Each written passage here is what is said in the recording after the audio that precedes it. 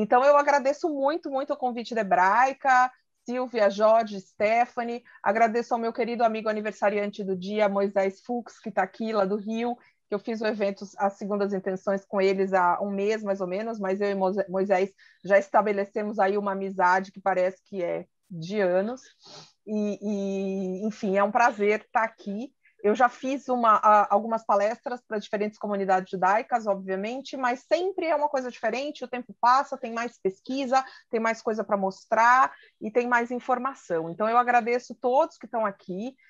Se por acaso já ouviram alguma palestra minha, como a minha mãe, por exemplo, como Márcia, minha amiga, como meu marido, como meu tio, que acho que está aqui também, ou algum aluno, ou Neuza, minha prima, que está aqui também, espero que seja alguma coisa nova, né? Que não seja assim uma coisa tão repetida, mas sempre tem, porque o que eu vou falar é uma coisa muito dinâmica e é uma pesquisa que foi feita que nunca vai acabar.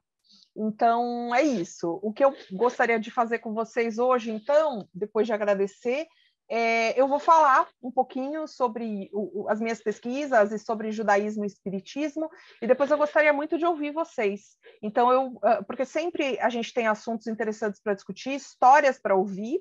Depois eu vou deixar meu celular, meu e-mail para quem quiser, porque invariavelmente, depois de qualquer palestra que eu dou, sempre tem alguma história bacana que alguém tem que me contar. E eu acho que eu vou fazer um segundo ou terceiro livro só sobre as histórias que as pessoas me contam, do que eu vou falar sobre espiritismo, sobre mediunidade, sobre tanta coisa, né? Então, isso é muito bacana esse depois também, que eu tenho certeza que eu vou compartilhar com vários de vocês. Então, vamos lá. O meu livro, que chama-se Espiritismo Judaico, que é esse aqui, que talvez alguns já conhecem e tudo mais. O livro é uma tese de doutorado que eu defendi em 2016. O livro se tornou a tese se tornou livro em 2018, que foi feito o doutorado no Departamento de Ciência da Religião da PUC aqui de São Paulo, a tese orientada pelo Pondé, meu grande amigo, meu chefe, enfim, uma pessoa que caminha comigo há 10 anos. O que aconteceu com essa tese foi o seguinte: eu cheguei um belo dia para um Pondé, ele não me conhecia, depois eu vou voltar um pouquinho na história, assim, mas só como curiosidade que eu sempre conto, é o seguinte: eu sempre tive curiosidade, não vou voltar 40 anos, como eu sempre volto hoje, mas assim, de por que judeus têm outras práticas religiosas, outras religiões, outras crenças, outras coisas além do judaísmo, não anulando o judaísmo, né? Somando ao próprio judaísmo. E aí eu tinha sempre essa curiosidade, já tinha lido algumas coisas e em um determinado momento da minha vida eu falei, eu queria voltar para a PUC, eu fiz graduação lá, fiz mestrado em outro lugar, mas eu queria voltar para a PUC e estudar com Pondé, porque é uma das pessoas que mais entende de judaísmo que eu conheço, e queria entender isso, né? Por que os judeus têm outra coisa aqui em São Paulo? Tem que estudar, né? Como quem já fez pós-graduação aqui, ou mesmo TCC, ou mestrado, ou doutorado, você acha que você vai estudar o mundo e no final você estuda a vírgula da vírgula, né? Então eu resolvi fazer o seguinte para ele, perguntar: Pondé, você tem o interesse de orientar uma tese de doutorado sobre os judeus aqui de São Paulo que praticam outras religiões, Umbanda, Candomblé, Espiritismo? Ele falou, tenho, vem conversar comigo. E dali surgiu, então foram 4 anos de trabalho, eu tive que reduzir, estudar judaísmo e espiritismo só. Só é ótimo, né? Somente 2 religiões, uma coisa tranquila de ser estudada.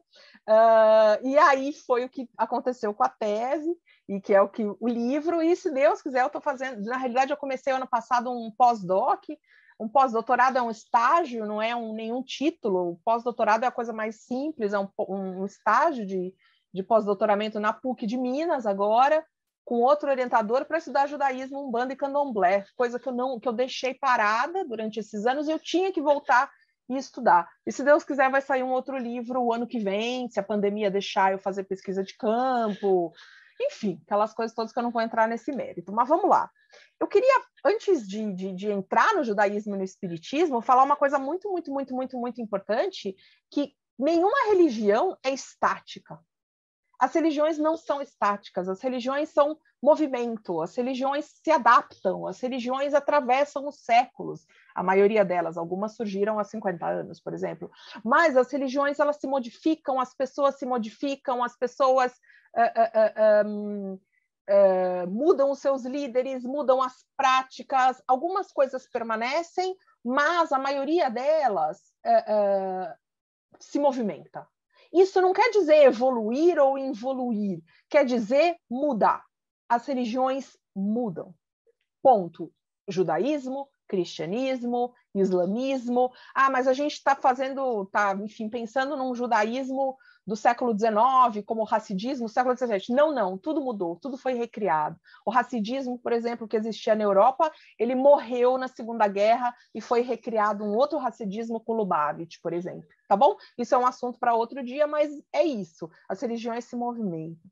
E a segunda coisa que eu queria falar, que eu sempre falo em qualquer palestra que eu vou dar, qualquer aula que eu faço, é o seguinte: quando a gente estuda a religião, a gente tem que ter uma coisa muito séria na cabeça, que é assim, não ter nenhum tipo de preconceito, não ter nenhum tipo de juízo de valor, não ter nenhum tipo, mas ele é isso, mas o espiritismo é aquilo, mas a Umbanda é aquilo, mas o candomblé é isso.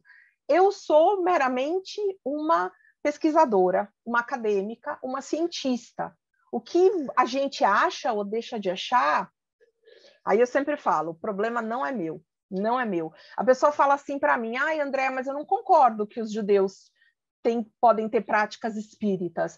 Mas eu não concordo que os judeus podem ir no candomblé. A minha vontade é exatamente o gesto que o Jorge fez. E você concordar ou não. Se existe esse fenômeno, se existe esse assunto, vamos encarar e vamos estudar esse assunto, independente do que a gente acha ou não, né? Que nem quando fala assim, ciência, né? Como a gente está vendo com as vacinas. Olha, isso aqui é um copo de água. Alguém vai me falar, André, isso não é copo de água, isso é um copo de suco de laranja. Aí eu vou falar, problema é seu se quer achar isso um copo de laranja. Para mim é água, porque eu estudei e eu sei que isso é água. Enfim, são essas questões que a gente tem que deixar muito claro, né? E aí, meu foco para estudar judaísmo e espiritismo também teve que ser uma amostra, né? A gente, quando faz, então, esse tipo de estudo, a gente tem que pegar uma amostra.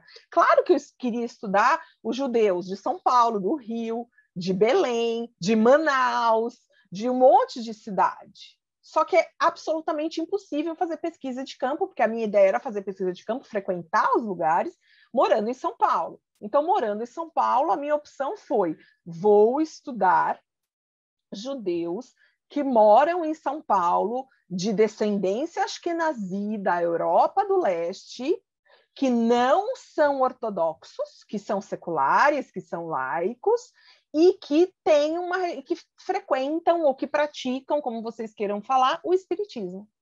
Então, esse foi o recorte. Deu para falar com todo mundo? Claro que não, porque muita gente pratica o espiritismo e nunca vai falar isso em voz alta, né? Como são muitos tabus que a gente encontra em relação a outras questões, a essas questões em geral. Então, eu já sabia quem eu ia pesquisar, as famílias que eu ia pesquisar e tudo mais.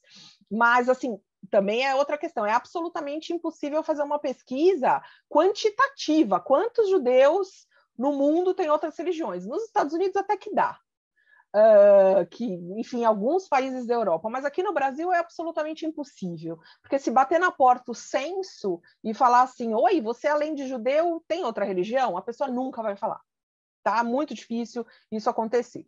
Então, eu fiz esse recorte de estudar algumas famílias, conversei com muito mais gente, é claro, do que está no livro, mas eu conversei com muitas famílias e frequentei essas famílias que fazem esses rituais. Vamos lá.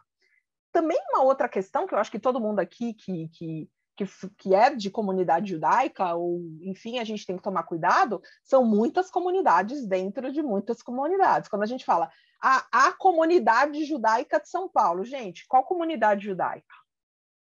A XYZ que mora onde, que frequenta o quê, que faz o quê, que está onde, que é mais ortodoxo, que é menos ortodoxo, que mora nos Jardins, que mora no Bom Retiro. Então, você tem uma questão de comunidade judaica que não é todo mundo que faz as mesmas coisas, que acredita nas mesmas coisas, tá? Isso é muito delicado também. Então, tem que fazer esse recorte. E o judaísmo, eu acho que é muito importante da gente dizer, apesar de ser uma religião de lei, o judaísmo é uma religião de lei, como todo mundo sabe, o judaísmo não tem uma definição única. Se eu perguntar para cada uma das 60 pessoas que estão aqui, o que é o judaísmo para você? Ou o que você entende por judaísmo, uma vai falar o que o rabino disse, outra vai falar o que representa para si, outra vai falar, o judaísmo para mim é praticar as mitzvot, as leis, o judaísmo para mim é o meu rabino, o judaísmo para mim é comer kasher, o judaísmo para mim é frequentar a hebraica, o judaísmo para mim é só acreditar em Deus, o judaísmo para mim é só uma questão de comunidade. Então também não tem uma definição única, a gente não tem um papa. Né? A gente tem a Torá, mas a Torá também pode ser interpretável. E como diz, e tem muita coisa assim que é o seguinte, né? Você frequenta uma determinada, você pode frequentar uma determinada sinagoga. Se o rabino fala uma coisa que você não quer, o que você vai fazer? Mudar e ir para outra. É simples, assim, o raciocínio, às vezes, né?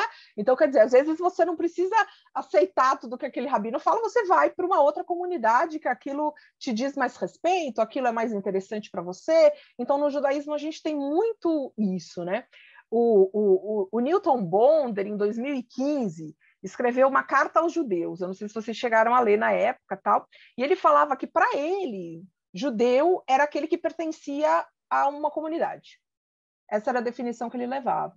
Então, assim, ele deu a opinião dele, cada um dá a sua opinião sobre o que é para você. Para mim, ser judeu é frequentar uma comunidade, frequentar uma sinagoga e acender as velas de Shabat. Tudo bem, para você, tá?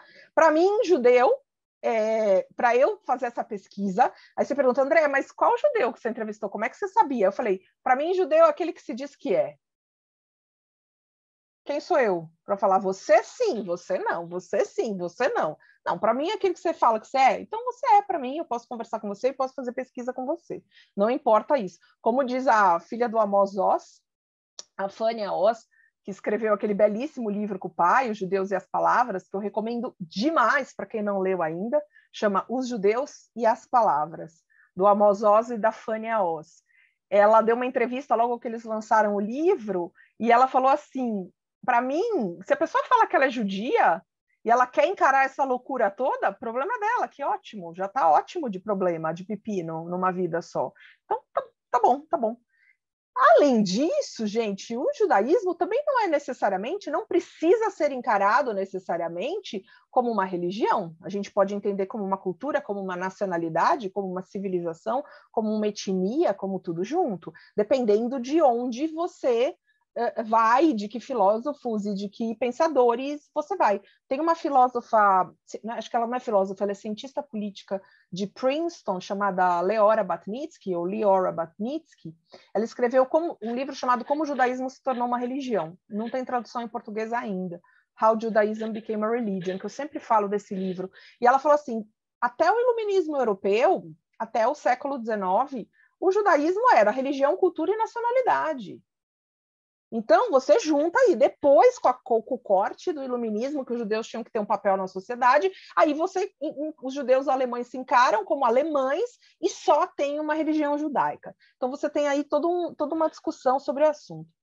E, obviamente, ser judeu, de acordo com o meu grande filósofo favorito, o meu rabino, o meu grande ídolo dentro do judaísmo, Abraham Yoshua Heschel, o grande filósofo falecido em 1972, a minha paixão judaica, ele falava que ser judeu é viver dentro de um paradoxo.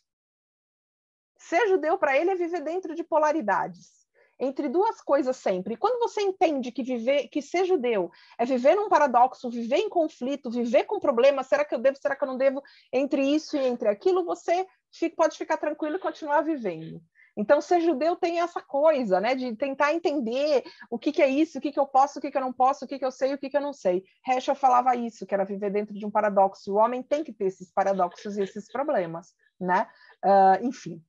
E aí, a gente chega no judeu em São Paulo, que foi o alvo da minha pesquisa. judeus em São Paulo que viviam ou que vivem em bairros de vários imigrantes, laicos, seculares, não ortodoxos. E aí eu falo para vocês, a influência do meio nas grandes cidades é gigantesca. A gente não vive sozinho, a gente não vive isolado, você vive com seus vizinhos, com seus amigos, com pessoas que você conhece. Então, essas influências não são só no seu dia a dia, mas são na sua religião, na sua crença e em tudo mais, né? Como se você tivesse nascido um judeu na Austrália, ou judeu em alguma cidade americana ou em alguma cidade europeia, as suas influências também seriam diferentes. Né? Então, isso é muito importante da gente entender. Um livro que me ajudou demais a fazer isso foi um estudo de um professor americano sobre os judeus budistas dos Estados Unidos. Chama The Jew in the Lotus, o judeu no Lótus. Eu sempre falo desse livro porque é um livro sensacional para a gente entender como que é o raciocínio, como é que a pessoa é judia e é budista. E aí eu tentei fazer esse paralelo, como que a pessoa é judia e como ela é espírita também, né? Sem conflitar, lidando com isso de uma forma absolutamente natural, né? Então, a gente vê que o judaísmo, ele se recria a partir de onde ele está. Então, se você nasce ou se você vive numa comunidade que tem muitos budistas ao seu redor, que te levam para um templo, que te levam para fazer algumas práticas budistas, você talvez goste daquilo, se interesse por aquilo e vá frequentar templos budistas, porque não? Né? Você faz o que você quiser. Se você está no meio de outro tipo de comunidade, de outro tipo de amigos que vão fazer, sei lá, que vão tomar o daime, o santo daime, e você vai fazer, enfim, viagens para ter, enfim, fazer rituais com o daime, isso acontece, isso é normal, né? Então, o judaísmo se recria. Um exemplo muito interessante, houve um rabino muito importante no século XX nos Estados Unidos, que foi responsável por um momento de renovação judaica, que a gente chama de Jewish Renewal, do renovação, que chamava-se Zalman Schachter Shalom. O Rabino Zalman, falecido em 2014, se não me engano, o Rabino Zalman, ele foi o responsável por introduzir meditação, dança nas sinagogas, por traduzir rezas do hebraico para o inglês, por trazer um monte de elementos da nova era, porque ele era uma pessoa totalmente transcendental, enfim. O Rabino Zalman trouxe um monte de práticas. Ele veio para o Brasil, ele chegou a vir para o Brasil para fazer práticas de meditação, uma série de coisas, né? Casou, separou, teve não sei quantos filhos, era uma figura sensacional. Enfim, e ele também teve esse papel, né? E aí a gente chega aqui em São Paulo, cheio em bairros, vamos dizer assim, que você tem um vizinho que é espírita, o outro é de Umbanda, o outro é cristão, o outro é católico, o outro é judeu, e a gente vive nesse caldeirão de religiões e de informações e de crenças, né? Vivendo nesses lugares, a gente tem a influência, lembrando, judeus seculares, que você convive com um monte de gente, né? E outra questão, o espiritismo aqui é o único país, o Brasil é o único país que espiritismo é considerado religião. Em nenhum outro país do mundo, espiritismo é considerado religião. É como uma filosofia, como uma ciência, uma filosofia de vida, como Kardec propôs, o decodificador do espiritismo Allan Kardec. Né? Então, assim, o Brasil tem uns contornos de religião espírita muito ligados ao cristianismo, à figura de Chico Xavier, etc., mas em si não precisa ser encarado como uma religião, é só encarado como uma religião aqui no Brasil. E aí você tem os judeus, que têm esta segunda religião, ou nem precisa ser uma segunda, mas que convivem harmonicamente, judaísmo e espiritismo. Como que é isso? Isso é uma forma de identidade, obviamente, exclusiva aqui do Brasil. Você não vai achar judeus espíritas fora, aliás, acha, né? Mas, enfim, de essa quantidade de gente aqui no Brasil, porque o espiritismo é uma questão brasileira, né? Agora já tem centros espíritas nos Estados Unidos, em Israel, na Austrália, e isso já está se espalhando, mas ainda não é muito difundido e divulgado como, obviamente, é aqui no Brasil, né? E aí se cria essas práticas absolutamente brasileiras. E aí eu cheguei na minha pesquisa. Eu estudei muito o judaísmo assim, essa variedade de ideias do judaísmo, o movimento racídico, principalmente o Rebbe de Lubavitch, que tinha uma questão muito forte, mediúnica, mística, com muitas histórias para contar. E aí a gente chegou aos judeus espíritas que praticam o espiritismo. E aí a gente pode dividir em dois. Os judeus que frequentam um centro espírita, que são médiums, que fazem trabalhos diferentes nesses centros, nesses lares, e os judeus que fazem esses rituais em casa, que a gente chama de ritual de evangelho no lar ou mesa branca, tá?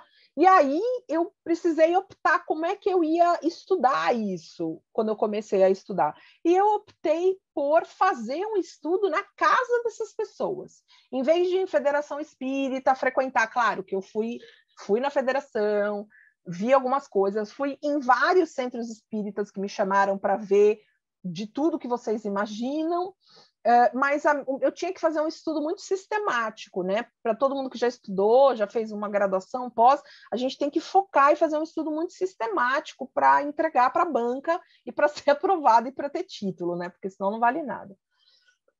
Aí eu falei, bom, o que é possível fazer nesses anos todos de doutorado? Eu resolvi estudar 2 casas judaicas, aqui no Brasil, aqui em São Paulo, obviamente, que praticam o evangelho no lar todas as semanas há mais de 30, 40, 50 anos.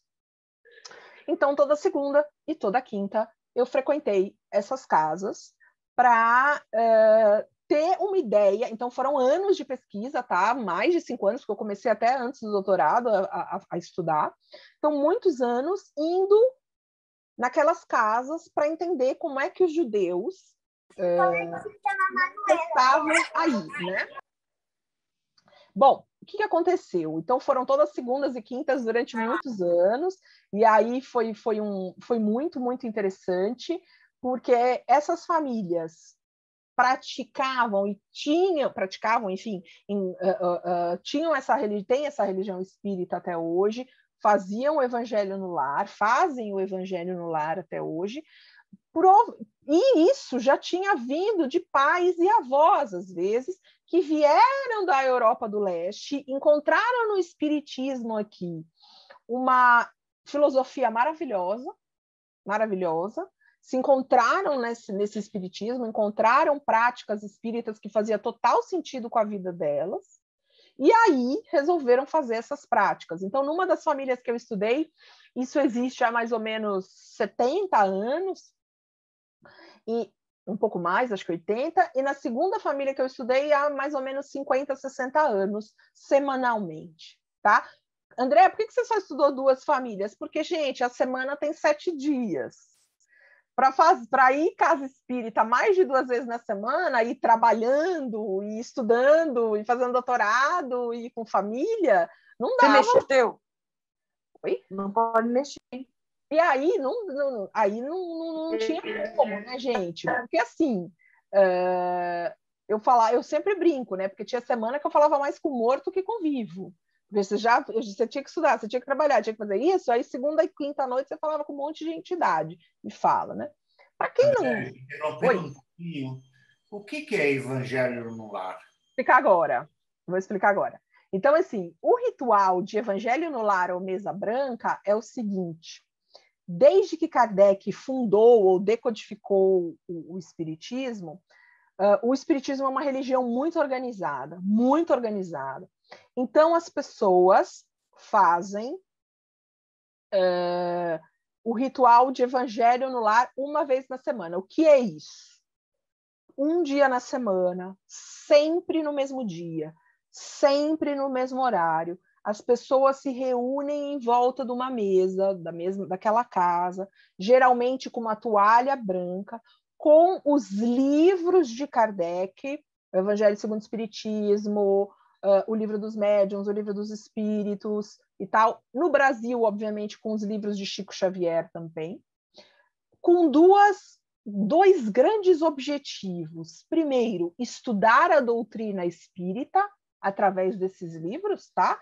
Então, sempre tem uma parte de estudo, porque o espiritismo é como o judaísmo, uma religião de muito estudo sempre. Então, o espiritismo sempre tem esse primeiro enfoque do estudo. E segunda coisa é a incorporação de entidades, enfim, que vêm dar seus recados, ou que vêm passar suas comunicações. Aí a gente tem um mix nas casas e nos centros, enfim, que eu já vi, que é um mix entre Umbanda, Candomblé e Espiritismo, que eu não vou ficar falando aqui, porque senão eu vou ter que dar uma outra aula de 2 horas de duração, que aí você tem entidades que são incorporadas num médium.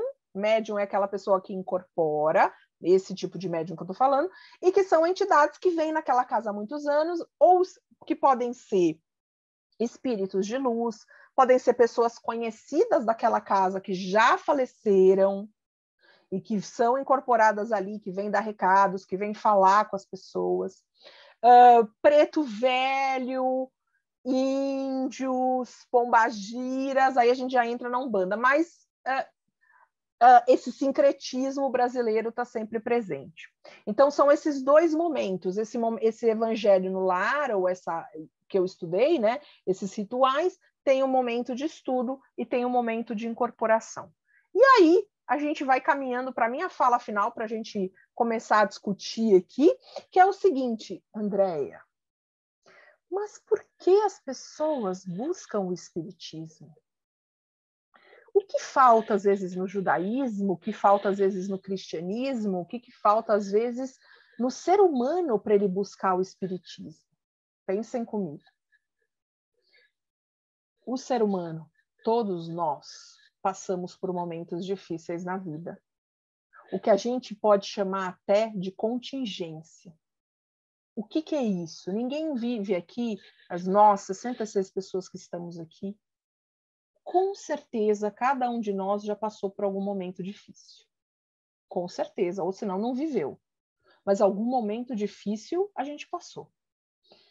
Não preciso falar momentos difíceis extremos de mortes muito próximas. Eu posso falar de momentos difíceis como uma separação, como uma quebra financeira muito triste, como um rompimento amoroso, como uma doença, como qualquer coisa que a gente passe. Esses momentos difíceis, às vezes a religião que você nasceu, ela não te dá respostas muito concretas. E você precisa de um alento. Você precisa de uma resposta rápida. Você precisa de uma solução para conseguir dormir. E às vezes o judaísmo não te dá isso, o seu rabino não te dá, o seu padre, etc. E aí, indo para um ritual de mesa branca, ou indo para um centro espírita, de repente, naquele dia que você pode receber uma mensagem do seu ente querido, psicografada, né? Você pode receber um passe energético que vai te deixar mais tranquilo. O espiritismo e essas religiões mediúnicas que a gente chama, espiritismo, umbanda, candomblé, eles atraem, essas religiões, atraem muitas pessoas por causa das necessidades que a gente precisa, das ansiedades, dos medos, de tudo que a gente vive. Certo? Uma pessoa que acabou de perder um ente querido, não importa quem seja, a gente não mede dor, né? Dor a gente não põe numa régua e mede, você está sofrendo mais, você está sofrendo menos. Uma pessoa acabou de perder um ente querido num total desespero absoluto, não consegue encontrar alento, não consegue encontrar conforto dentro do judaísmo, às vezes. Não consegue encontrar alento, não consegue encontrar conforto dentro do cristianismo que ela nasceu. Então, ela talvez um amigo, um médico, um parente, não importa, vai levá-la para um centro espírita, para um evangelho no lar, para ela se sentir acalmada, para ela falar, para ela ver que existe um pós-morte, para ela ver que existe uma vida depois dessa que a gente está vivendo.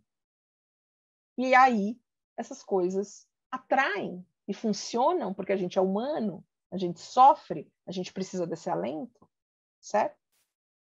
Então, é mais ou menos esse percurso que a gente faz para entender judaísmo e espiritismo, né? Eu poderia ficar falando aqui mais 1 hora, mais várias horas, mas eu acho que a gente pode abrir. E eu agradeço muito a atenção de vocês nessa meia hora. Muito obrigada. Sensacional a mescla, né? Mas assim, eu já começo com uma curiosidade até dupla, assim, porque os judeus que praticam ou frequentam, não sei que termo que eles próprios dizem que fazem, até ter essa curiosidade, eles continuam indo na sinagoga, quer dizer, eles fazem tudo, dupla pertença, como se fosse... Isso, essa é uma curiosidade. E outra coisa, sempre que eu vejo, como você colocou uma coisa, tem uma brasilidade e essa questão de religião, sempre tem muito Jesus, tem muito tal. E como é que os judeus lidam com essa questão? Porque, enfim, é muito católico, cristã, né? Não sei, essa é uma visão que eu tenho que eu me distancio um pouco. Primeiro, são essas duas questões sempre surgem, Jorge, não tem problema.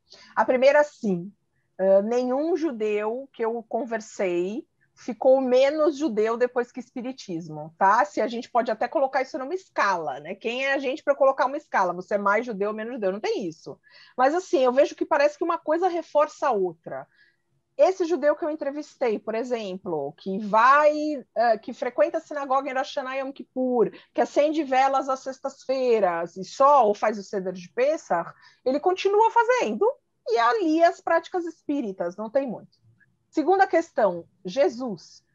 Lembrando, o espiritismo é uma religião somente no Brasil. E Jesus é falado com mais ênfase também somente no Brasil. Mas os judeus que frequentam o espiritismo respeitam a figura de Jesus, mas não veneram como em outra religião, como no cristianismo. Perfeito. Há um respeito absoluto como um profeta, como a figura sensacional que ele foi, mas não é Deus. Deus continua sendo único no judaísmo, certo? Então existe o respeito a Jesus, não existe uma negação, não existe uma coisa tipo, ai, Deus me livre, Jesus. Não existe isso. Eu acho que existe um exemplo sempre, um respeito sempre maior à figura de Jesus. Eu nunca vi um desrespeito à figura de Jesus em nenhuma casa espírita ou com nenhum judeu que eu conversei, né? Claro, mas você não. Se você aceitar Jesus como Deus, aí você é judeu messiânico, são outros 500, que coisa que eu não vou discutir, que eu não entendo muito desse assunto. Certo? Já tem algumas pessoas que querem fazer pergunta, a gente vai dar uma organizada aqui. Já vi que tem algumas pessoas que já estão levantando a mão, e eu peço que quem quiser fazer pergunta, escreva no chat, que é mais fácil para a gente organizar. Tá? Então, a Eva Zimmermann foi a primeira aqui que levantou a mão. Depois a Cima quer perguntar também. Pode abrir seu microfone. Oi, tudo bem, Silvinha? Obrigada. Oi, Eva. Então, eu queria falar com ela, com a Andréia.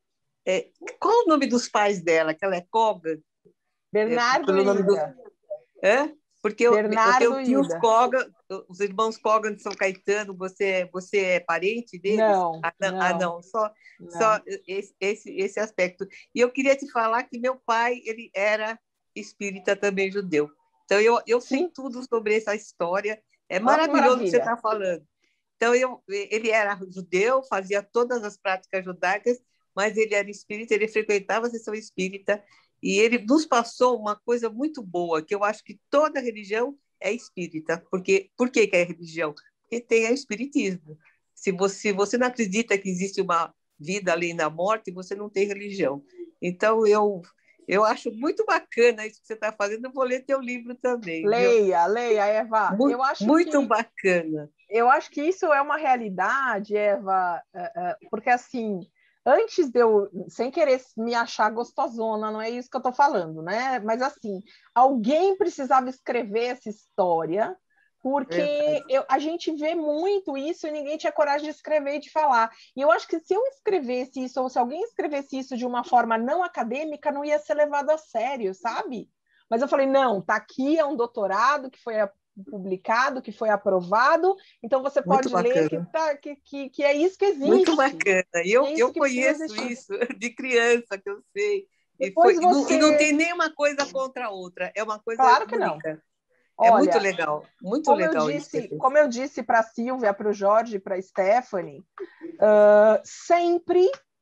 sempre, depois das palestras, eu gosto de ouvir as histórias. Sempre, tem muitas histórias que as pessoas me contam. Eu fiz a última palestra que eu fiz com Moisés, lá no Rio, eu conversei depois 1h30 com uma das pessoas que estava lá, que me contou coisas que eu preciso ir para o Rio urgentemente, depois do que essa pessoa me contou, que eu não posso falar o nome, né? Geralmente eu não posso falar o nome. Então tá aqui no chat meu celular, para vocês anotarem e para vocês me contarem as perguntas, me adicionem no WhatsApp, me mandem as mensagens que a gente vai continuar conversando, Eva. Muito obrigada pela tua expressão. Imagina. Você realmente foi assim uma coisa muito bacana fazer uma pós-graduação desse assunto. Achei maravilhoso. Você vê. Nem sabia que existia isso. Você vê? Obrigada. Cima. Pode abrir, abre o microfone.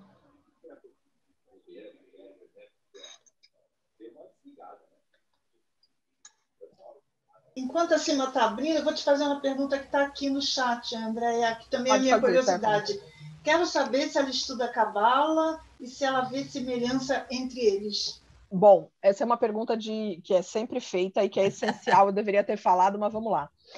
Eu nunca estudei Cabala, nem pretendo estudar tão cedo, só se for para estudar com alguém muito, muito, muito, muito profundo, né? Mas eu vou dizer uma coisa para vocês, Stephanie e todo mundo que está aqui. Quantas pessoas vocês conhecem que realmente fala, que vocês podem falar, eu estudo Cabala e entendo perfeitamente e profundamente esse assunto? Quantas? Ninguém. Eu conhecia um que faleceu. Ninguém. Um que faleceu, um rabino. Ninguém. Então, assim, é aí que eu quero chegar. É muito profundo. Muito profundo, poucas pessoas têm acesso a esse conhecimento, poucas pessoas estudam. Então, as pessoas que dizem, mas eu estudo espiritismo porque tem tudo a ver com a Cabala. É mentira, gente. Não. Porque você não sabe Cabala. Não tem. Nada. Então, uma legitimação é um tipo de aceitação. Porque parece que tudo vem da Cabala, tudo vem do espiritismo. Não é. Um dia, eu fiz vários anos de curso, que, aliás, eu tinha até a ideia de fazer um outro curso, uma outra pós-graduação sobre esse assunto, no Cabala Center. E aí vi que não tinha a ver com... Claro, você tem algumas ideias que podem até, forçando um pouquinho a barra, se assemelhar, tá? Mas vamos entender assim, espiritismo é uma coisa, Cabala é outra, são coisas diferentes. Tá, André, mas se a gente voltar na Cabala luriânica, do Isaac Luria, do século XIII, XIV e tal, tudo bem, gente. Mas o meu estudo não foi por aí. Eu tinha que desenvolver um estudo acadêmico em 4 anos. Então, a minha opção foi não estudar Cabala, porque isso ia demorar muito tempo, e estudar a fundo o espiritismo e o judaísmo contemporâneo. Então, foi por aí que eu andei. Cima e na sequência, depois da Cima, o Henrique, ok? Andréia, primeiro nome do livro que eu não peguei. O meu? O livro, o teu livro. Espiritismo judaico. Espiritismo judaico. Certo. Segundo, era justamente isso que eu ia perguntar, que a Stephanie acabou de perguntar. Mas era só o seguinte, qual é a diferença? Mas eu acho que você não vai... Pelo que você respondeu, eu acho que você não vai conseguir, mas qual é a diferença do ponto de vista de reencarnação, do ponto de vista da Cabala e do Espiritismo? A diferença fundamental. Não sei se você vai conseguir... Posso falar alguma coisa? Sim. Alguma coisa, pelo menos. Obrigada. Eu posso falar alguma coisa. Obrigada, Cima. Lembro você lá no Rio, conversando com a gente Exatamente, também. Isso mesmo. É assim. Vamos lá. No judaísmo, não é todo judaísmo que é místico. Certo? Então, a gente tem misticismo no judaísmo, que é... grosso modo, Cabala e Hassidismo. Tá? mística no judaísmo, que vai falar de reencarnação, que vai falar de alma, que vai falar uma série de coisas, Hassidismo e Cabala, grosso modo. Muito bem. Então, você tem muitos rabinos e muitas linhas de ortodoxia judaicas que não vão tocar nesse assunto, porque o judaísmo, essencialmente, foca na vida, não na morte. Tá? Muitos rabinos, aliás, vocês já ouviram isso, quando a gente vai para cemitério ou ver cerimônia religiosa ou tal, o foco é na vida, no que a pessoa viveu, e dali para o Jardim do Éden é uma outra questão. Tá? Então, assim, tem essa questão. A reencarnação, existe o livro, o Portal das Reencarnações, da Cabala, que aí é um livro interessante que eu li bastante, que aí fala que todos nós somos feitos de centelhas divinas, né? De centelhas, de fagulhas, que aí nós, enfim, somos feitos e tudo mais. Enfim, você tem uma série de questões. No Espiritismo, a reencarnação aí é uma coisa posta no Espiritismo. Quer dizer, existe judaísmo sem reencarnação, mas não existe Espiritismo sem reencarnação, né? Quer dizer, uma coisa é isso. Então, no Espiritismo, o que a gente vê, o que a gente entende, o que eu li, pelo menos, né? Você tem... lembra do filme do Nosso Lar, do Chico Xavier, o filme, o livro e tudo mais? Então, você tem as pessoas que trabalham nesse outro plano depois que morrem, ou que descansam, ou que estão sempre trabalhando em prol do próximo e tudo mais, e que se preparam para vir numa outra missão, numa outra vida, etc. É mais ou menos, tá, gente? É que eu não posso ficar... Deu para uma... pelo menos isso que você falou, que no Espiritismo é basicamente a reencarnação. E a partir do judaísmo já... Depende. Depende Inclusive, com quem você for falar. Eu perguntava, às vezes, para algum rabino a respeito disso, e realmente eles não me respondem. Claro, cada um vai falar uma coisa, inclusive. Pois é, e eu fiquei sem saber, mas eu agradeço. Imagina, e no judaísmo, gente, a questão toda é assim, né? Se você... Aquela piada tonta que fazem, um judeu, duas opiniões, 3 opiniões diferentes, é total verdade, gente. É total verdade. A gente tem que escolher a linha que a gente vai seguir. Não há pontos absolutamente comuns. Eu acho que a única coisa que não se discute no judaísmo é Deus, que é o único.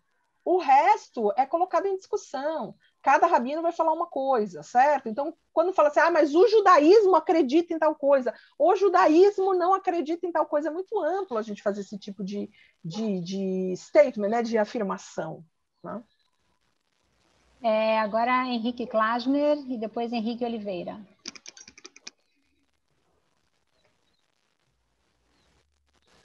Espera aí que não estou ouvindo. Não estamos te ouvindo, Henrique.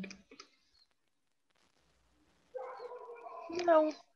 Você está desmutado, mas eu acho que talvez seja alguma coisa, né? Às vezes configuração de entrada. A gente não te escuta. Agora? Agora foi. Ok. É que estava... Boa tarde a todos. Eu estou vendo... Andréia, eu estou esperando o dia em que eu vou te conhecer pessoalmente. Eu também estou esperando. Que você é muito amiga. Eu agradeço muito você entrar na minha live de sábado. Mas, falando sobre o Rubem Alves, que nós somos 2 fãs dele. Mas sim, eu, como praticante do espiritismo, eu gostaria de testemunhar que realmente sou um judeu tradicional, secular. Não abro mão do meu judaísmo, não abro mão do meu secularismo. Aliás, você conhece muito bem a minha família, né, Andréia? Conheço. A gente conhece. Talvez só para você. Então, o que eu queria dizer é o seguinte: o espiritismo, em geral, as pessoas vão por dor, por sofrimento. Exatamente. Por necessidade. Depois de 10 anos de ter ingressado, aliás, depois que eu ingressei, eu soube que o meu pai já era praticante de espírita escondido há 10 anos antes ainda. Mas não houve nenhuma influência paterna nem nada, nós fomos. E depois de eu confirmar a veracidade da filosofia e da ciência, eu confesso que eu não pratico a religião espírita. A religião espírita é outra coisa. E exato. É muito importante a gente separar.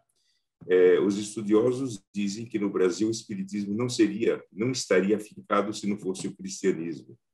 É que a gente sabe que todas as revoluções da história são seguidas por religiões. E as religiões, o homem as faz do jeito que quer. E outra coisa, não há nenhuma contradição em você pertencer à mesa branca, e desde que você, como você falou antes, você esclareceu muito bem que nós não endeusamos o Cristo. Uhum. O Cristo, para mim, foi um grande revolucionário, onde ele se opôs a um regime. Para mim também. Eu digo a todos vocês, eu continuo um grande judeu, eu sei falar hebraico, eu falo ídis correntemente, e a Mina, minha prima, está aí, ela está assistindo, e ela pode dizer. Eu estou muito orgulhoso, meu filho é o presidente do Hospital Albert Einstein, então todo mundo conhece também, ele é um judeu no Einstein, ele as 4, então não tenham dúvidas, dá para ser espírita, eu estudo profundamente o espiritismo, assim como eu estudo educação, a Andrea sabe disso, sim. E não há nenhuma contradição. E só para terminar, eu queria citar quem leu o Bonder, o Newton Bonder. Uhum. Vocês leram A Alma Imoral do livro? Maravilhoso! Exatamente. E tem um trecho no fim, quando ele diz assim, que o Cristo foi um judeu. E o melhor cristão é o judeu. Não sei se você lembra dessa passagem no fim do livro da Alma Imoral, onde ele fala isso, eu concordo com ele pessoalmente. Nós nos dirigimos a Jesus numa mesa branca, como a gente dirige a um chefe, entende? Mas não a Deus. Perfeitamente. Então, não há nenhuma contradição. Nós podemos ser praticantes espíritas do espiritismo científico e filosófico e continuarmos sendo judeus, porque a religião a gente escolhe. Entende? Quer dizer, a grande beleza do espiritismo é isso. O espiritismo sincero, filosófico, científico, ele aceita qualquer religião, qualquer. No nosso centro, no nosso lugar onde trabalhamos, onde eu sou médium espírita, eu faço curas. Quer dizer, eu sou intermediário para curas. Sim. Então, eu gostaria que toda a plateia maravilhosa que está aqui se convencesse que não há nenhuma contradição. Nós estudamos, aliás, foi o que me atraiu no seu trabalho, Andréia, foi quando eu assisti a sua live com o Fred, e eu citei você e a gente se aproximou. Eu vou contar isso, eu quero falar uma coisa disso. Muito obrigado por sua atenção, não há contradição, e quem se interessar pela ciência espírita e pela filosofia espírita vai se encantar com os trabalhos do Allan Kardec. Entende? É isso que a gente faz. Agora, a nossa prática no espiritismo de cura é um tipo de mitzvah que eu faço também. Entende? Claro que Quer dizer, eu sou um intermediário para os nossos agentes espirituais poderem atuar. Tenho 4 livros publicados, meio intuídos, e é muito bacana. Então, acredite, se vocês se interessarem, comecem a ler. Henrique, você poderia dizer qual é o centro que você frequenta? Infelizmente, não. Não? Infelizmente, assim, popularmente, eu sou proibido de fazer propagação e propaganda dos nossos trabalhos. Porque eu frequento um centro também.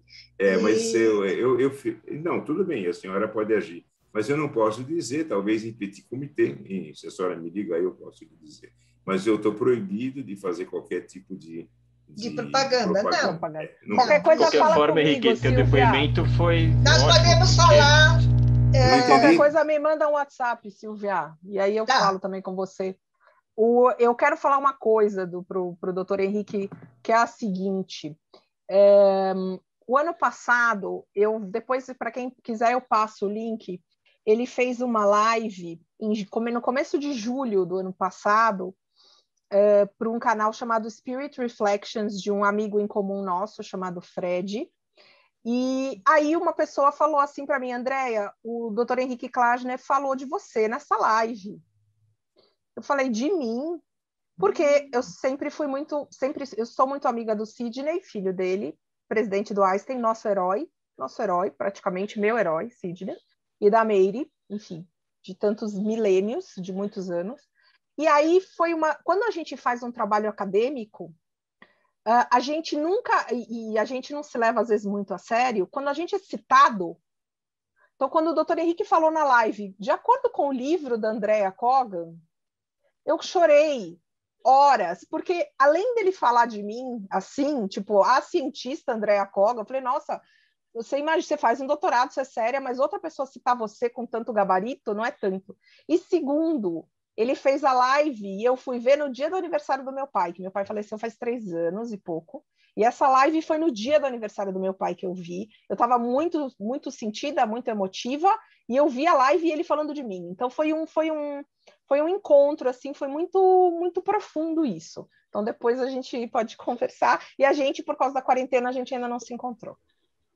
Mas é isso. Muito legal. Vamos seguir aqui. Agora é o Henrique Oliveira e depois é o Eduardo. Abre seu microfone, Henrique. Oi, pessoal, estão me ouvindo? Sim, pode falar. Tudo bem? Então, eu tenho descendência parte de bisavô de judeu sefardita, dele da Madeira. Uhum. E, assim, não é que eu sinto falta, mas, assim, ele, que nem vocês falaram, ele tinha muito costume de cabala, era um grande estudioso de cabala, e ele foi um líder espírita. Também, ele foi muito perseguido na época da guerra, tanto que eu não herdei nome, nem nada, tal, confusão, né, de judeu-português, aquela história, né? Mas, assim, eu sinto falta de, assim, não no hebraico, tem bastante gente de várias origens, mas, assim, acho que seria interessante fazer, às vezes, algumas analogias das variações étnicas de judeus, né? Tem um pessoal que é Mizrahi, pessoal sefardita, tem iemenitas, que eu conheço, e tem essa questão espírita bem forte, né? Eu não sei como é que é o pessoal do leste europeu, mas, assim, o pessoal da nossa origem é um pouco mais ligado. Sim, é que acontece o seguinte, Henrique, eu preciso, que nem eu falei, a gente para estudar precisa fazer recortes. Para estudar, precisa fazer recortes. Então, eu precisei fazer o recorte do meu objeto de pesquisa que a gente fala, né? Então, quando você vai fazer o TCC, uma pós-graduação, mestrado, doutorado, o que você vai estudar, levantar hipótese e tudo mais. Então, assim, não dá para estudar os judeus Mizrahim, Ashkenazim, Sefaradim e tudo numa tese de doutorado se você vai fazer uma coisa séria. Se você vai fazer, né? Se você vai fazer um livro sobre tudo, se você vai passar anos da sua vida pesquisando e tudo mais, e quiser englobar tudo aquilo, maravilhoso. Só que assim, eu tive que fazer um recorte muito, muito preciso com os judeus do leste europeu, né? Então, por isso que eu fiz essa opção. E por isso que eu não estudei nem Sefaradim, nem nada. É complicado. Eu tenho uma certa dificuldade de entender a história, porque, assim, Sefaradim é muito diverso. O pessoal que é da Turquia, da Espanha, de Portugal, e cada um, mesmo sendo Sefaradim, tem diferenças. Claro. Ele falou da questão da cabala, achei interessante, por exemplo, tem muitos materiais do meu bisavô de estudo de cabala que ele fez. Assim. Olha, que maravilha. Depois me manda a mensagem, me manda o WhatsApp, Henrique, aí a gente troca ideias, tá bom? Tá, que aí essa questão espírita, eu sei que ele seguiu muitos anos, mas era muito pela perseguição que teve do governo Vargas. Ele é meu opositor, ele tinha medo de deportarem para o campo e tal. Entendi. Mas, assim, foi uma questão pessoal dele, mas ele também tinha muito interesse por espiritismo desde sempre, e aí ele ficou muito tempo. Depois eu te mando os dados. Manda, quero ver. Manda, e não é do pessoal do leste europeu, né? Então, meio que sefardita é meio jogado. Claro, me fala depois. Falei. Beleza. Tá, Eduardo? Oi, é rapidinho. Na verdade, parte já foi respondido, enfim, as coisas que você colocou. Obrigado de novo, André, pela sua palestra. Imagina. É só uma pergunta de curiosidade. Quando você fala de judeus, você chegou a olhar para, eventualmente, a quantidade de judeus que estudam Cabala? Não. Porque tem essa questão da espiritualidade, né? E assim, quando a gente fala de espiritualidade, a gente fala de Cabala, tem essa visão da espiritualidade pela Cabala. Então, eu queria só saber se você tinha tido esse olhar. Assim. Não consegui. Não foi. Eu não tive esse foco, Eduardo. Não tive essa curiosidade também, sabe? Bom. Porque meu foco foi tão brasileiro, tão estudar o sincretismo religioso e me aprofundar no espiritismo em si, sabe? Que aí eu não tive essa curiosidade, não. Obrigado. Imagina. Agora Zé Luiz e, na sequência, Samuel. Oi, querido! Boa tarde. Oi, Andréa, tudo bem? Tudo, muito legal. Queria cumprimentar a turma que organizou mais esse encontro na Hebraica. Agora virtual, né, André? A gente fez ao vivo, Jorge. Fizemos ao vivo, Teatro Anne Frank lotado. Exato. Lançamos teu livro e foi uma fala muito legal. E você estava junto, você lembra? A gente conseguiu juntar com o Alex Mink, lá de Nova York. Ele está trabalhando agora, ele me escreveu que vai assistir depois. Eu espero que fique gravado em algum canal aí da Hebraica, acho que no YouTube, né? Para ele poder assistir. Ele me falou também. Eu falo com o Alex direto também.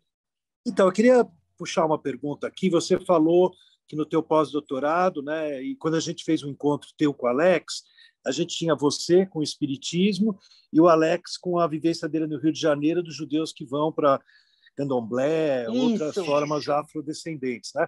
Você falou, quando eu entrei aqui no começo, você falou que você, no pós-doc, você está adentrando essa nova área. Isso, Zé. Dá um spoiler para nós. Aí depois dou um spoiler. A gente vai fazer uma palestra lá no teatro quando acabar essa loucura. Se Deus quiser, eu não vejo a hora disso acontecer, pelo amor de Deus. Eu não vejo a hora de dar um abraço em todo mundo ao vivo. Sim, porque eu acho... E você já me conhece, a gente fez a entrevista também, a gente conversou muito sobre isso, né, Zé? Que é o seguinte, quando eu escolhi o espiritismo, estava claro nos estudos que essas mesas, por exemplo, e muitas das coisas, a gente conseguia ligar com a Umbanda e com o Candomblé. Só que, como eu estava dizendo para o Henrique, como eu disse antes, o foco teve que ser muito recortado no espiritismo, como doutorado, como você sabe. Então, assim, eu prometi para mim mesma, lá em 2016, quando eu defendi, que um dia eu ia fazer um pós-doc falando sobre judaísmo, ou outro doutorado, mas o doutorado também é muito para a cabeça, né, gente? Não dá, fazer 2 não dá, gente. Só que é muito xarope. Fazer algum estudo, nem que fosse livre, estudando judaísmo, umbanda e candomblé. Então, um judaísmo e espiritismo, outro judaísmo, umbanda e candomblé. Aí, o ano passado, eu comecei a estudar, enfim, a fazer algumas coisas com o pessoal da PUC Minas, do Departamento de Ciência da Religião da PUC Minas, estudar sincretismo religioso, falar, e aí eu fiz uma proposta de um projeto de pós-doc, exatamente nesses moldes que eu fiz do espiritismo, mas agora voltado a Umbanda e Candomblé, e frequentando, fazendo pesquisa de campo aqui em São Paulo, em centros de Umbanda e Candomblé que judeus frequentam. Aí não são casas, obviamente, mas são centros mesmo de Umbanda e de Candomblé que os judeus frequentam. A ideia, porque eu comecei mais ou menos em outubro do ano passado, a ideia era fazer a pesquisa de campo esse ano e ter um livro publicado no começo do ano que vem. Aí, como diz o nosso velho ditado Yiddish, man plans, God laughs. O homem planeja, Deus dá risada. Então, a pandemia não está permitindo que eu, nem ninguém, se Deus quiser, eu acho que está chegando a hora de eu começar a frequentar começar a frequentar os centros de Umbanda e Candomblé, para aí a gente vai estender o pós-doc mais 6 meses. Então, de repente, começar a fazer pesquisa de campo, se Deus quiser, no semestre que vem. Aliás, eu já estou conversando, já estou estudando muito, para escrever alguma coisa para o final do ano que vem. Mas seria isso. Tá legal. O ano que vem a gente já está marcada a palestra lá no teatro. Se Deus quiser. E aqui na sala de estar também. Já tá aqui. A gente já deixa tudo certo. A gente vai fazer híbrido, Jorge. Vamos fazer híbrido. Tudo híbrido. Boa. Samuel, agora, pode abrir seu microfone, por favor. Sabe o que faz isso? Boa tarde a todos. Como eu já falei com a Andréia várias vezes, que eu pouco tenho acesso ao judaísmo. Eu pouco conheci o judaísmo. E o judaísmo eu conheci mais o primeiro contato que tive com o judaísmo foi com o livro dela. Então, surgiram várias dúvidas de alguns simbolismos, algumas correlações ao cristianismo, na qual eu sou protestante, sou cristão protestante. E ela disse que não poderia me responder, teria que ser uma aula específica para responder cada ponto meu. Tá jogando na minha cara, né, Samuel? É porque é muita coisa, André. Então, eu tenho uma pergunta mais direta. Porque existem igrejas protestantes aqui em Manaus, que adotam certos simbolismos, dogmas, práticas judias, né? Práticas judaicas. E qual seria a relação de que o professor, o doutor Henrique, agora há pouco, ele falou que não existe contradição em o judeu adotar ao espiritismo.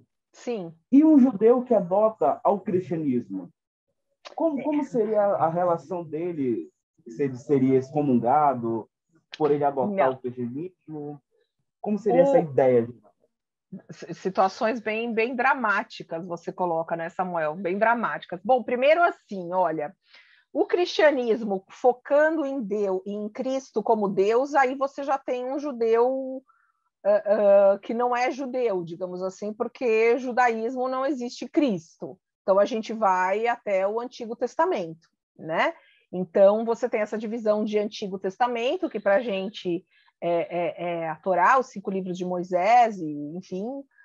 E aí você tem o Novo Testamento, que aí o judeu não tem ligação com isso, tá? Então não lê, não tem ligação com isso. Muito bem. E aí você tem uma questão muito delicada, que aí eu recomendo outras palestras, não minhas, mas de pessoas que estudam o judaísmo com movimentos evangélicos. Tá? Tem muitas palestras do pessoal do IB, do Instituto Brasil-Israel, do Michel German, e que ele está fazendo uma coisa que é estudar, por exemplo, por que algumas religiões pentecostais e tudo mais estão tão ligadas ao movimento judaico. Isso a gente pode ver, isso ficou muito claro para muitas pessoas aqui em São Paulo, por exemplo, na inauguração do Templo de Salomão, com Edir Macedo.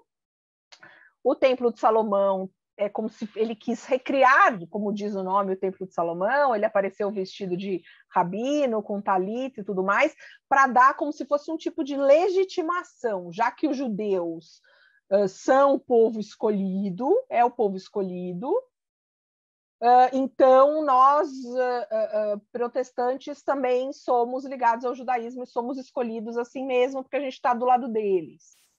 Então, são muitas nuances, viu? São muitas nuances. Mas eu vou te dizer que existem judeus hoje que vão em igrejas evangélicas. Aí você fala, como assim? Judeus que vão em igrejas evangélicas? Sim, pelo social. Muito pelo social. Pelo que a igreja evangélica fornece, pelo que a evangélica, as reuniões de domingo, eventos, escolas e tudo mais, uma vida comunitária que às vezes os judeus não frequentam em outro lugar, entendeu? Então tem muitas nuances e muitas observações, a gente vai continuar nossa conversa, Samuel. É isso. A Sônia também levantou a mão, só que não estou mais vendo ela por aqui. Sônia está por aqui? Acho que não, né? Sônia, eu também vi. Acho que ela caiu, ela caiu. Pode ser. Alguém mais quer fazer alguma pergunta? Steph, Jorge? Acima ainda quer fazer uma perguntinha. Deixa assim, mas eu dizer, tem zilhões de milhões de perguntas. Eu cheguei. A Sônia voltou. Pode fazer, Sô. Tinha caído, vim correr aqui. Eu queria saber como que o espiritismo... Sônia, você é minha vizinha, né? Hã? Você é minha vizinha, né? Quem que está falando? Eu, Andréia, no caso. Eu sou tua vizinha? Você mora aqui embaixo. Você mora aqui embaixo. Eu estava te reconhecendo, Andréia. Você mora no 131, eu moro no 141. Nossa, vou tocar a campainha daqui 2 minutos, tá bom? Vem aqui. Eu tô vendo você, eu falei, deixa eu ver no elevador. Vem aqui.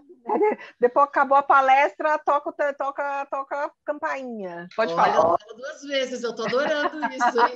Você vai me ver de pijama da cintura para baixo, vai. Idem. Me conta uma coisa, como fica para o espiritismo a volta do Mashiach? Olha, no espiritismo não existem, eles chamam dos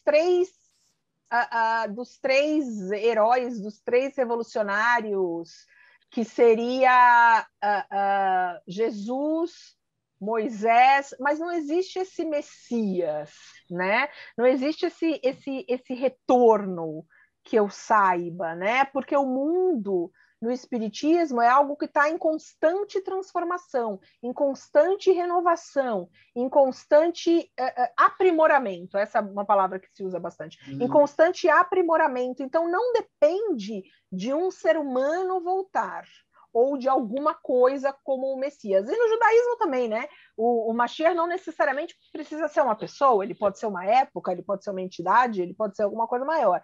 Então, no Espiritismo, a gente não vê essa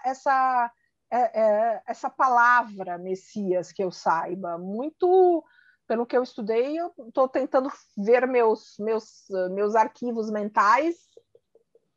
Não existe essa concepção assim de Messias. Existem essas figuras importantes como profetas, né? As revelações, era essa a palavra que eu queria. As grandes revelações. Então, existiu a revelação de Moisés, a revelação de Jesus e a revelação do Espiritismo. Então, o Espiritismo como um todo, não de uma pessoa. Eu posso fazer uma pergunta, né? Também, usando Oi? Aqui a dica a deixa da Sônia, a carona. Existe alguma aproximação entre a alma judaica e o espírito espírita? Eu acho que é mais ou menos o que talvez seja o que eu tinha falado o espírito no espiritismo. Ele tem, não sei se eu digo estágios, mas assim, a alma no judaísmo, ela é feita, de acordo com a Cabala, de fagulhas divinas e tal. Tem uma série de ideias diferentes do que seria a alma, né? É uma pergunta muito difícil, né? Porque para cada um você vai perguntar o que é a alma no judaísmo? Não sei, para cada um vai falar uma coisa diferente, né? Mas no espiritismo, cada ser humano que morre, que falece, que desencarna, vamos dizer assim, tira a carne, então você é a alma, você é carne e tira a sua carne, essa alma, ela vai descansar se ela sofreu muito em vida, sofreu em termos de doença, se o corpo ficou muito, né, sofreu muito com doença e tudo mais, e aí ela se prepara para trabalhar no plano espiritual. O que é trabalhar? Ajudar, vibrar, enfim, como agora, né? Sempre nas mesas espíritas, nas reuniões que eu vejo, nessa época terrível, nessa tragédia que a gente está vivendo de pandemia, os espíritas nos dizem que nunca se trabalhou tanto pelas almas aqui, né? E aí se preparam para uma eventual encarnação. Mais ou menos isso. Tem o Portal das Reencarnações, o livro que é bem bacana. É que ele não está aqui do meu lado, eu não vou conseguir achar. Mas como vocês estão aqui do lado, depois eu taco aqui no elevador e depois eu empresto para vocês. Obrigada. Andréia, obrigado e parabéns pela tua palestra. Muito obrigada a vocês. Muito interessante e que estimula muito a curiosidade de todas as pessoas. Obrigada. Muito obrigado. Hein? Obrigada. Boa tarde. A gente ainda tem aqui, a Sarita ainda quer fazer uma pergunta, a Cima ainda quer falar alguma coisinha. Alzira, vamos lá. Eu vou fazer uma pergunta. Se nós olharmos a história judaica, nós vemos que desde antes, no Velho Testamento, quando Moisés subiu ao Monte Sinai, toda a história, toda ela é baseada, eu acredito, que em espiritismo. Porque ele subiu ao Monte Sinai, pegar as tábuas da lei de Deus, que hoje são seguidas por toda a humanidade, eu acredito que tem essa relação. Só que o judeu não comenta isso. Mas eu acho que é uma coisa espiritual. Eu acho que parte da gente, sabe? Que parte da gente, que dá essa luz, porque eu trabalho em escola judaica muito religiosa, mas a gente faz todos os dias uma reza e agradecer a Deus para que Ele traga paz, para que traga... E coisas boas. Eu não sou religiosa, mas são coisas boas que a gente pede para Hashem. Pede para Hashem com a vinda do Mashiach, entendeu? Mas o que é? Nada mais é do que isso, que traga paz para a humanidade. Concordo, Alzira. Isso também, sabe? Não, e eu acho o seguinte, Alzira, existem algumas questões na nossa Torá, e toda a Tanar, né, quando a gente fala dos 5 livros de Moisés, dos profetas, dos escritos e tudo mais, que são metáforas, e que são livros de histórias, que aí você interpreta Fala assim, está escrito aqui, eu estou seguindo porque está escrito aqui. Não, você está seguindo a interpretação que você deu, a interpretação que o rabino deu, certo? Porque são histórias de pessoas que foram personagens ali num determinado momento. Então, assim, encarar a história de Moisés, do subir no monte, e que veio uma voz e que falou, eu sou quem eu sou, etc., você pode entender isso de diversas formas, numa linha mais racional, numa linha mais metafórica, numa linha mais espiritual. Dá para entender isso, né? Porque a mensagem é essa, de verdade. Eu lembro quando eu estive em Israel, em Me'ar Shearim, eu conheci o rabino, que era parente da minha irmã, não o meu. Ele me mostrou na Torá, escrito Shoah. Ele mostrou as letras Shoah, que apareceu na Bíblia, a palavra Shoah, e que apareceu hoje, nós tivemos, na época agora, tivemos a Shoah. Então, eles têm algumas explicações. Claro. Eu não tenho contato com eles, não entendo o que digo, sou judia, frequento escola judaica religiosa, mas tenho muito pouco entendimento. Mas eu tento pegar essas coisas de falar, de pedir a Deus, da caridade, porque é tão bonito que se prega. Sim, né? São valores universais, humanitários, claro. Universais para todos os 10 mandamentos que todos nós estamos seguindo. Sim, todos têm que seguir. E Alzira, se você não falar de caridade, de bem ao de bondade ao próximo, de ajuda ao próximo, em qualquer religião, para que serve a religião, gente? O espiritismo também, eu já frequentei espiritismo também. Teve uma mulher que me deu um passe e falou assim para mim, eu era recém-formada, estava trabalhando para ser professora. Uma das que me deram um passe, eu falei para eles que eu estava sentindo nó na garganta, eu estava com muito medo de não poder trabalhar. E era o meu começo de carreira que eu amo, e amo até hoje. Eu falei assim, eu estou com medo de perder a voz, e ter alguma coisa na minha voz que eu sinto um caroço, que eu acho que eu não vou poder continuar trabalhando. Sabe o que ela disse para mim, que até hoje está na minha mente? Você pode ter certeza que você não vai ter nada. Você vai trabalhar por muitos e muitos e muitos anos. Sabe há quantos anos eu trabalho?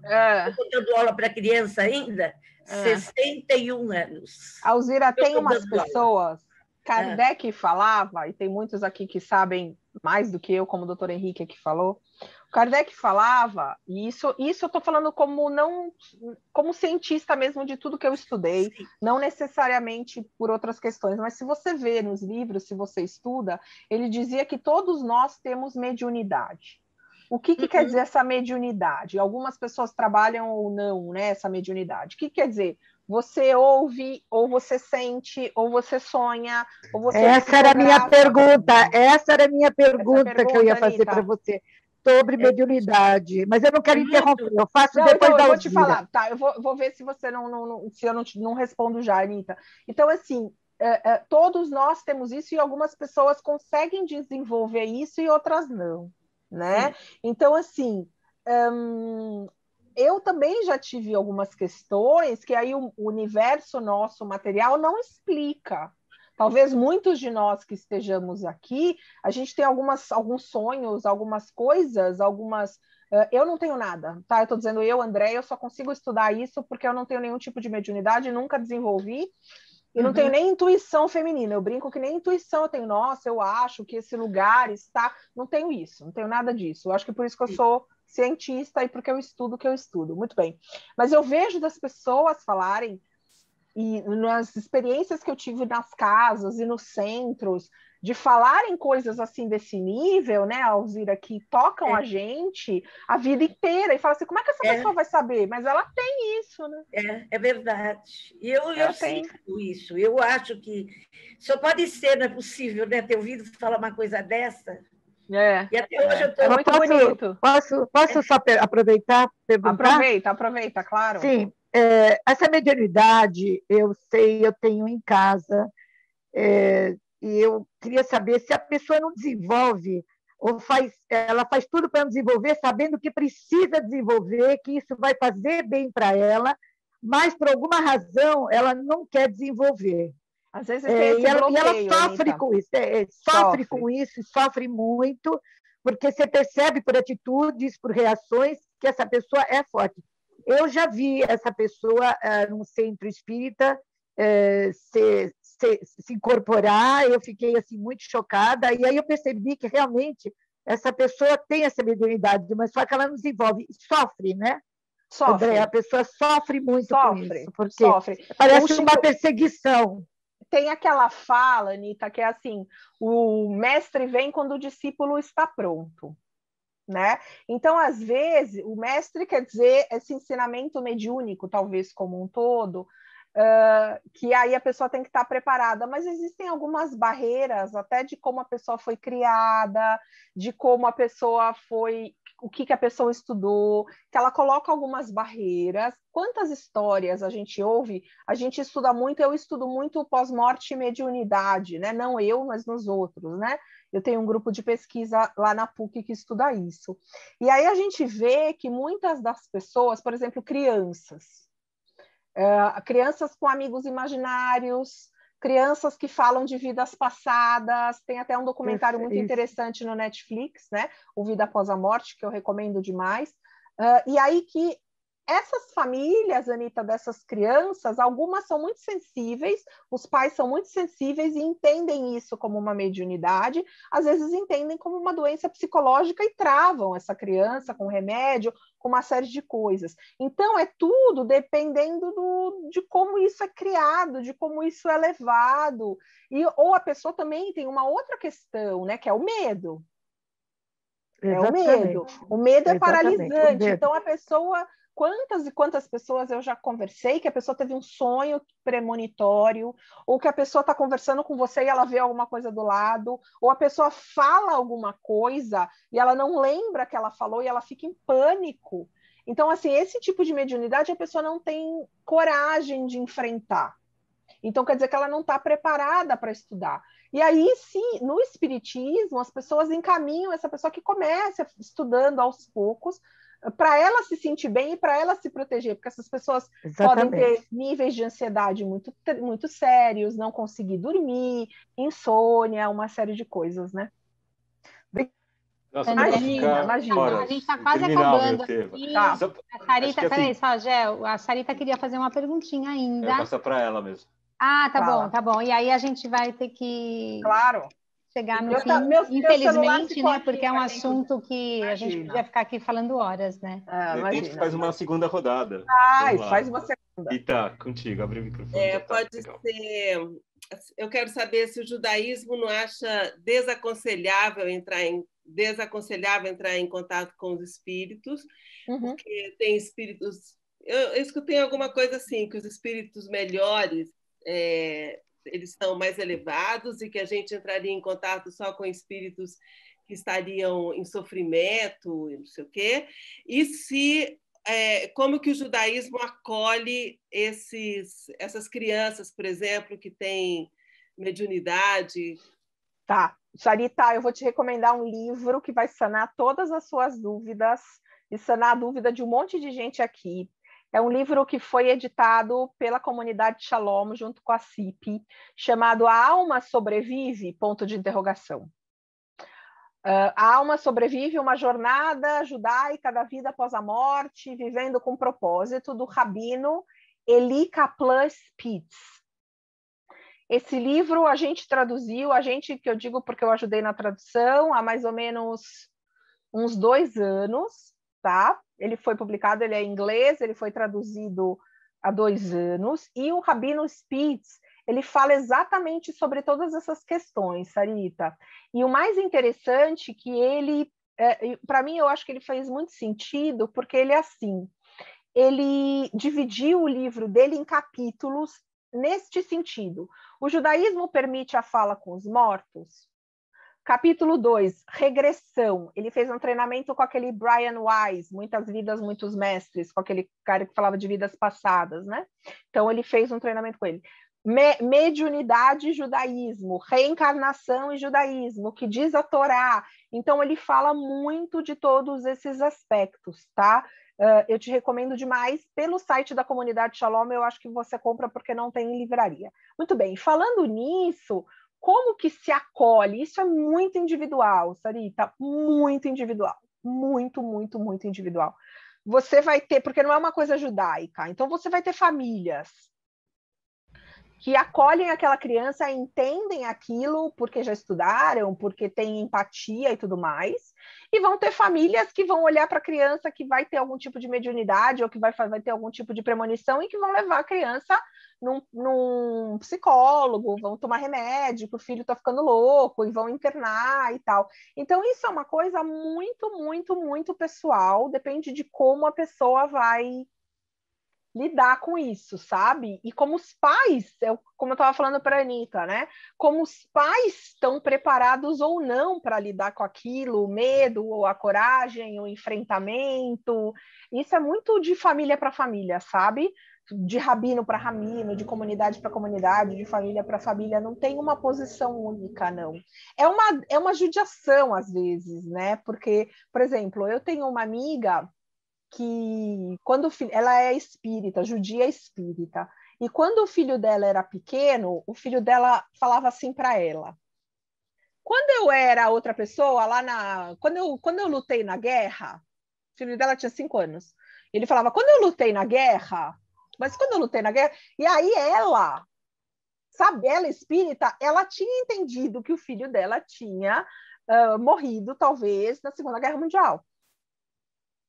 E isso para ela era tranquilo de conversar com a criança, e tem outras pessoas que isso não é tranquilo de conversar.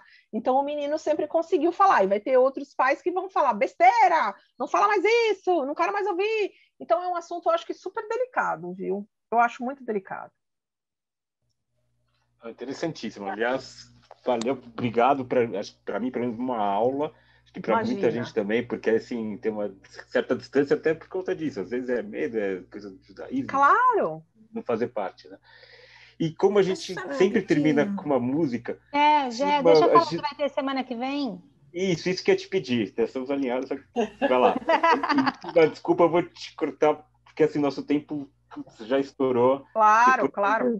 O que está atrapalhando o Jorge agora é a barba que ele está deixando crescer, né, Jorge? Não é. Foram um dia sem reunião, sem nada em projeto, você fica assim.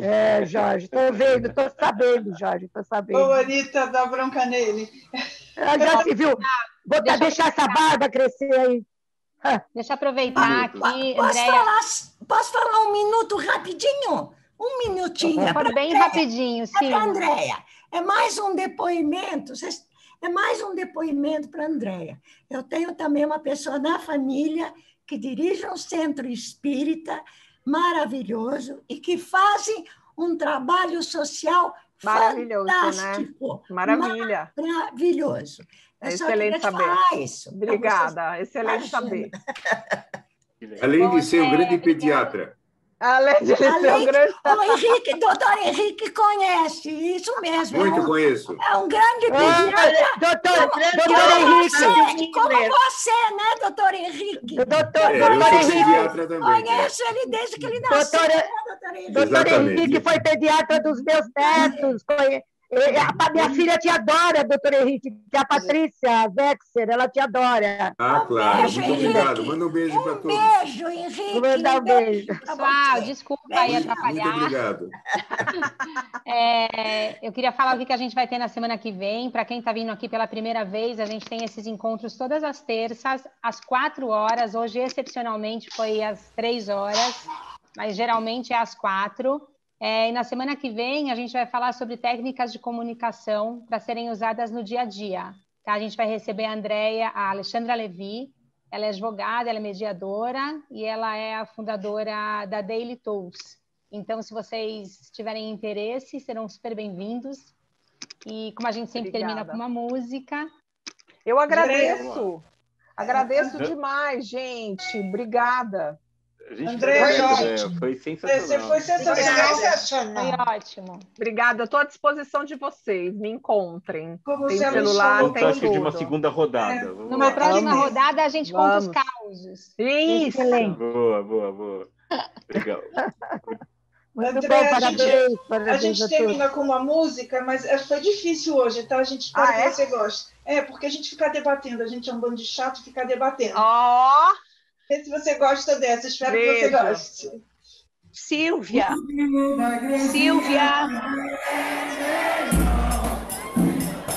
Opa, que legal!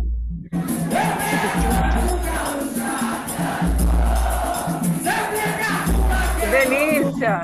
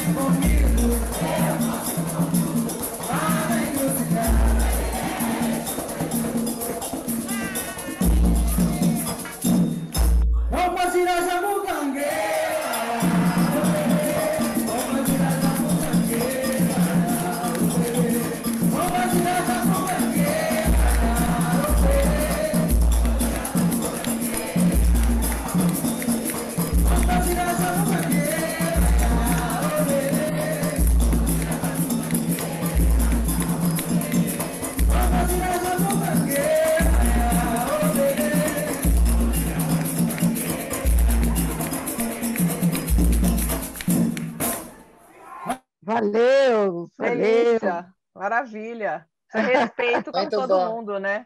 Obrigada, gente. Obrigada. Obrigada. Muito bom. Obrigada. Se Deus quiser. Tchau, Andréia. Pois não. Andréia. Eu? Andréia. Andréia. Andréia. Ela está ouvindo, dona Esther, pode falar. Ouvindo, dona Esther, pode falar. Eu quero perguntar para ela aonde eu posso comprar esses livros que ela citou. A aula sobre Vive e Judaísmo e Espiritismo. O meu está em qualquer livraria. O Espiritismo Judaico está em qualquer livraria, está na Amazon, qualquer lugar. E o outro, da Alma Sobrevive, pelo site da Shalom. Da Shalom. Pode comprar, acho que na Shalom também. Pelo site. Pode comprar na Shalom, no site da Shalom. Pode comprar na Shalom, na secretaria da Shalom. Aonde é? Na Rua Fiandeiras. Na Rua Fiandeiras, no Itaim. Depois eu pego para a senhora e eu te passo, tá, dona Esther? Qualquer coisa pode passar meu contato, Silvia, não tem problema também. Obrigada, Andréia. Obrigada. Beijo, pessoal. Tchau, tchau. Parabéns. Obrigada.